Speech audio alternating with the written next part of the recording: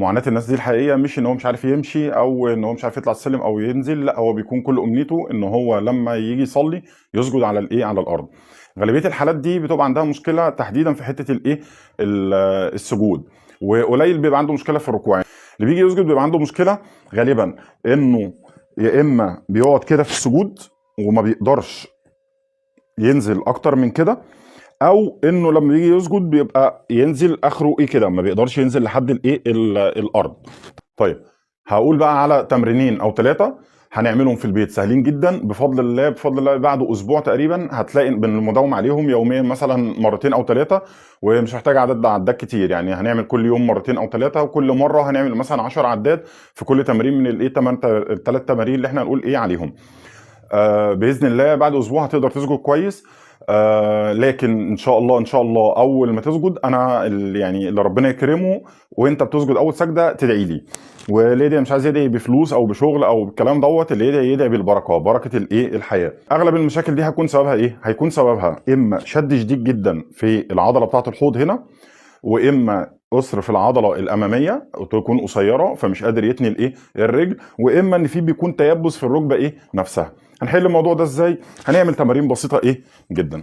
اول تمرين هنقعد على كرسي كده، وهنجيب اي حاجه نحطها بالرجلينا، مخده اي حاجه يعني خفيفه نحطها بالرجلينا، وهنضغط عليها.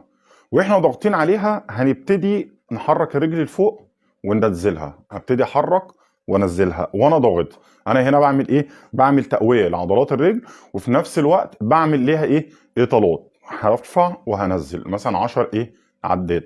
احاول لما ارفع اكون دايما ايه، ضاغط ضغطه خفيفه، ما اكونش ضغطه جامده جدا ايه تتعبني.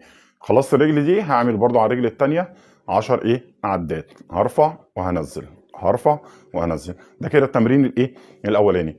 تمرين تاني، معظم الناس بيبقى عندها مشكله اساسيه ان هي ورا الركبه من هنا كده بيكون في شد جامد ايه جدا، فلما بيجي قايم من السجود ما يقدرش يقعد، فيضطر ان هو يفضل واقف ايه على رجليه. حل الموضوع ده برضه سهل ايه جدا. هنعمل ايه؟ هنقعد على كرسي واي حاجه موجوده قدامنا، هنحط رجلينا كده، هكون ساند ايه، رجلي، وانا رجلي كده هضغط عليها لتحت لحد ما احس ان هنا في حاجه حصلت زي الاسترتش، المكان ده اتفرد معايا.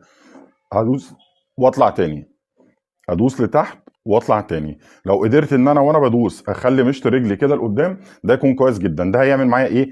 هيخلي الصابونه دي هحس ان هي بتتفرد، بتطلع من مكانها وبيحصل فيها تليين. واهم حاجه ان الاوتار الخلفيه في الركبه هنا اللي هي بيحصل فيها اغلب الالم